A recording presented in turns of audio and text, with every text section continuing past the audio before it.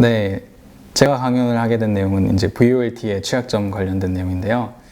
VoLT는 Voice over LTE의 약자로 이게 이동통신망에서 기존의 음성과 데이터가 따로 처리가 됐는데 그것을 하나로 합쳐가지고 좀 더 편하게 처리를 하기 위해서 새로 도입된 기술입니다.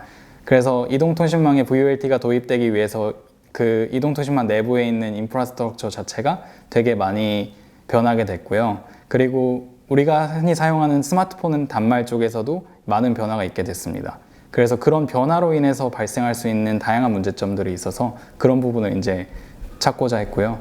그래서 그런 부분을 저희가 조사를 한 결과 뭐 공짜로 핸드폰을 사용할 수 있다든지 아니면 다른 사람들한테 뭐 과금을 엄청나게 시킬 수 있다든지 아니면 그 이동통신망 자체에 엄청나게 과부하를 줘가지고 문제를 일으킬 수 있는 그런 다양한 공격이 가능한 그런 취약점들을 발견하게 되었습니다. VoLT에 대해서 좀 더 자세하게 설명을 드리도록 하겠습니다.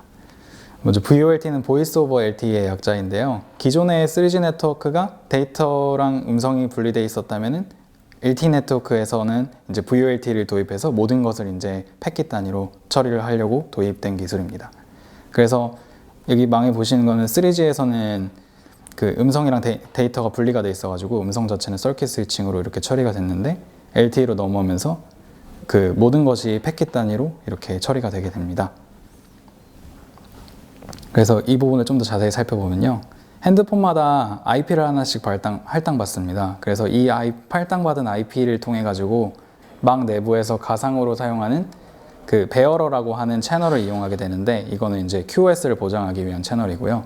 그래서 이 채널을 이용해서 전화를 걸게 되면은 뭐 음성 전달을 위한 다른 채널이 하나 더 생기고 그 채널로 이제 음성 데이터가 전달이 되게 됩니다. 데이터도 마찬가지로 저렇게 하나가 더 있는데요. 그래서 핸드폰에는 IP가 2개가 할당이 되게 되고요. 그래서 인터페이스가 2개 있는 거죠. 그래서 저희가 초점을 맞춘 거는 이제 이런 VoLT가 도입하면서 망 내부에 다양한 취약점들이 있지 않을까 해서 연구를 시작하게 됐고요. 그래서 실제로 여기를 찾아보니까 이렇게 많은 취약점들이 존재하게 되었습니다. 먼저 VoLT가 가지고 있는 기본적인 문제점들 2개에 대해서 알아보면요. 먼저 기존의 3G에서는 데이터는 바이트 단위로 과금이 되고 음성은 시간 단위로 과금이 됐었습니다. 근데 VoLT로 넘어오면서 이게 다 데이터로 바뀌었는데 그래도 과금은 데이터가 아니라 타임 단위로 시간 단위로 과금이 되고 있던 거죠. 그리고 통신사들은 또 이거를 이제 무제한으로 VoLT 전화를 이용하도록 이제 그런 정책을 피고 있습니다. 그래서 저희가 생각한 게 이런 과금 정책을 사용하고 있는데 이거를 이제 공짜로 사용할 수 있는 채널이 있지 않을까 해서 연구를 시작하게 됐고요. 두 번째는 이제 핸드폰에 원래는 프로세서가 2개가 있습니다. 어플리케이션 프로세서라고 이제 안드로이드나 그런 모바일 OS를 올리는 프로세서가 있고 커뮤니케이션 프로세서라고 이제 모뎀이죠. 그래서 시그널링 프로세싱을 담당하는 그런 프로세서가 있습니다. 기존의 3G에서는 그 CP 쪽에서 커뮤니케이션 프로세서 쪽에서 보이스 음성과 관련된 처리가 다 일어났는데 이게 그래가지고 위쪽에 있는 모바일 OS에 있는 앱들이 이것을 변조하기가 힘들었습니다. 근데 그 LTE로 넘어오면서 이 음성 처리하는 게 AP 쪽으로 올라가서 모바일 OS에 있는 다른 앱들이 이거를 이제 변조할 수 있는 가능성이 있지 않을까. 그래서 연구가 시작이 됐고요. 그래서 저희는 이제 그 스펙들을 다 분석을 하고 체크리스트를 만들었고 우리나라 통신 3사랑 이제 미국 2개의 통신사에 대해서 이제 취약점 점검을 시작하게 되었습니다. 그래서 총 4개의 그 공짜로 쓸 수 있는 채널과 5개의 큰 보안 취약점을 찾아냈고요. 그래서 VoLT에 대해서 먼저 전화를 어떻게 거는지를 알아봐야 되는데 콜러가 먼저 콜리한테 전화를 걸면은 인바이트 메시지라는 게 날아갑니다. 이게 HTTP랑 거의 비슷한 방식인데요. SIP라고 세션 이니시에이션 프로토콜을 사용합니다. 그래서 인바이트 메시지가 날아가면은 콜리에서는 잘 받았다는 메시지로 OK 메시지를 날리게 되고 그러면은 이제 음성 데이터 전달을 위한 보이스 채널이 생기게 됩니다. 그래서 저희가 생각한 거는 인바이트 메시지에 이제 이렇게 헤더나 바디 쪽에 데이터를 넣어가지고 공짜로 쓸 수 있지 않을까 해서 한 게 이제 SIP 터널링이고요. 미디어 터널링은 이제 그 음성 채널로 데이터를 넣으면 과금되지 않을까 해서 그렇게 넣게 됐고요.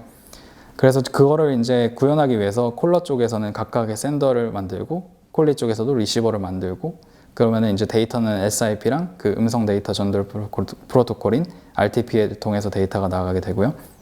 그래서 콜리 쪽에서는 SIP를 받는데 이게 문제가 RTP 패킷은 바로 AP로 올라오지가 않더라고요. 이게 CP에서 먼저 RTP 패킷을 한번 파싱을 하고 오디오 데이터만 위쪽으로 올려주기 때문에 그리고 이 데이터의 사이즈가 정해져 있기 때문에 저희가 이것을 이제 그 직접적으로 그 밴드위스를 풀로 사용하려면은 그 RTP 패킷을 직접적으로 받을 필요가 있었습니다. 그래서 찾아본 게 다이아그라는 프로토콜인데요. 그 퀄컴에서 독점적으로 사용하고 있는 진단용 프로토콜인데 이걸 이용하면은 이제 AP 쪽에서 바로 패킷을 이렇게 받을 수가 있었습니다. 그래서 그걸 이용해서 이제 공짜로 사용하는 VoLT 프로토콜을 이용한 프리데이터 채널을 찾았고 그 다음에 이제 다이렉트 커뮤니케이션은 좀 더 간단한데요. 핸드폰에서 단순히 소켓을 열어서 그냥 VoLT 인터페이스 그 IP에다가 바인드를 하고 데이터를 보내는 방식입니다. 그래서 인터넷으로 보낼 수도 있고 다른 사용자한테 보낼 수도 있고요. 그래서 실제로 그 네 가지 채널에 대해서 조사를 해본 결과 미국 2개랑 한국 3개에서 해봤는데 그 VoLT 프로토콜을 이용하는 거는 전체가 다 과금도 되지 않았고 이제 다이렉트 커뮤니케이션 으로 사용하는 것은 이제 통신사마다 정책이 다 다르기 때문에 다 구현 자체가 달라가지고 이렇게 좀 다른 결과를 보이게 됐습니다. 그래서 다이렉트 커뮤니케이션은 되게 높은 스루풋을 보여주는데요. 데이터를 마음대로 사용할 수 있으니까 되게 효율적으로 사용할 수 있죠. 근데 미디어 터널링 같은 경우에는 속도가 나오지 않았는데 이거는 이제 통신사마다 그 밴드위스를 다 제한을 걸어놨습니다. 그래서 제한을 걸어놨기 때문에 스루풋이 이렇게 나오지 않았고 근데 저희가 이제 풀로 밴드위스를 사용할 수 있기 때문에 나중에 통신사가 좀 더 스루풋을 열어준다면 이제 그거를 이제 풀로 사용할 수 있을 거고요. SIP 터널링 같은 경우에는 저희가 테스트를 하지 않았는데 이거는 이제 망에 과부하를 줄 수 있어가지고 이제 테스트를 하지 않았고요. 뒤쪽에 자세한 내용을 설명하도록 하겠습니다. 그래서 5가지 취약점은 이제 음성 데이터를 위한 시그널링이나 아니면 데이터 전송 자체가 암호화가 하나도 되어 있지 않았는데요. 그 미국 한 통신사에 대해서만 이제 그 음성 데이터 전화를 거는 SIP 메시지만 이제 IP색으로 암호화되어 있는 것을 확인하였습니다. 이런 식으로 IP색이 암호화되어 있었고요. 그 다음에 이제 그 SIP 서버에서 사용자들을 제대로 인증을 하지 않고 있었고 그렇기 때문에 다른 사람의 전화번호로 전화를 거는 것이 가능했고요. 세션 관리도 제대로 하고 있지 않기 때문에 이제 다른 사람들한테 마음대로 전화를 걸 수 있었는데 이게 문제가 되는 게 한 사용자가 원래 한 사용자한테 이제 전화를 걸 수만 있었는데 이것이 여러 사용자한테 다 전화를 걸게 되면서 각각 그 전화를 걸 때마다 생기는 그 채널이 망에 엄청난 과부하를 주게 됩니다. 그래서 단 한 사용자가 이 공격을 실행함에도 엄청난 효과를 볼 수 있는 거죠. 공격자의 입장에서는. 그래서 콜러 스푸핑에 대해서 데모를 준비했습니다. 데모를 보시면은 기본적인 전화를 걸 때에는 콜러가 콜리에게 전화를 걸면은 콜리는 이제 콜러의 전화번호가 위쪽에 뜨게 되죠.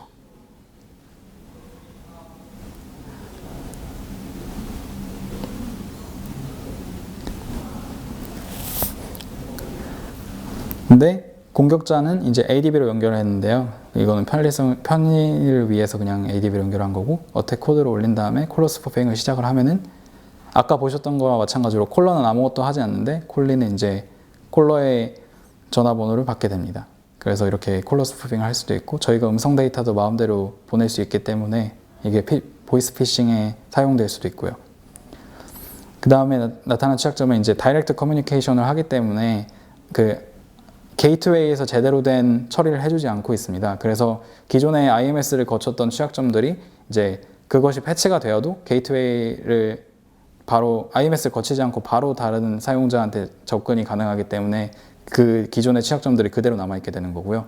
그 다음에 저희가 찾은 문제점들의 가장 중요했던 거는 이제 안드로이드의 퍼미션 모델 자체가 문제가 있었던 건데요. 기존의 3G에서는 콜폰 퍼미션이 있어야지만 전화를 할 수 있었는데 VoLT로 넘어오면서 이제 인터넷 퍼미션만 가진 악성 앱이 전화를 할 수 있게 되었습니다. 근데 이 인터넷 퍼미션이라는 게 되게 간단한 퍼미션이 기본적인 퍼미션이라서 이걸 이용해서 이제 앱이 전화를 끊거나 과금을 마음대로 하거나 그런 것들을 할 수 있었는데요. 그래서 전화 끊는 데모를 보여드리겠습니다.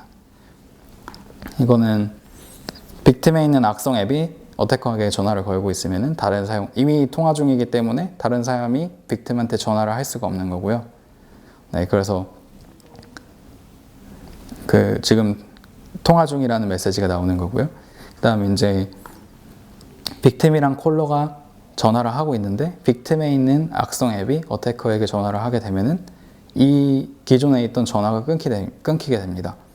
그래서 악성 앱은 그냥 아예 빅팀을 전화를 못 쓰게 만들어 버릴 수도 있고요. 그래서 이거를 개선하는 방안에 대해서 이제 간략하게 설명을 드리면은 각각의 취약점들을 잘 패치를 하는 수밖에 없겠죠. 통신사 쪽에서 좀 더 신경을 써서 패치를 하는 수밖에 없습니다. 네. 그래서 그런 것이 필요할 것 같고, 그리고 저희가 또 문제로 짚은 거는 이제 스펙 자체가 문제가 있었습니다. 스펙이 제대로 구체적으로 기술이 되어 있지 않기 때문에 통신사들이 오해를 해서 생기는 문제점들이 있었고, 보안 관련된 것들도 단순히 레코멘데이션으로 만돼 있었지 리퀘어먼트가 아니기 때문에 발생하는 문제점들이 있었고요. 그래서 발생한 취약점들을 다 리포트를 했고, 이제 우리나라 통신사 2개에서는 이제 같이 저희와 패치 작업을 하고 있고, 다른 통신사들은 이제 아무런 연락이 없었습니다. 그래서 취약점 리포트도 받았고요. 그래서 VoLTE가 이런 취약점들을 새로 도입됐지만 이런 취약점들을 가지고 있기 때문에 전체적으로 이제 보안을 신경 쓴 구현 자체가 필요하다고 생각할 수 있습니다.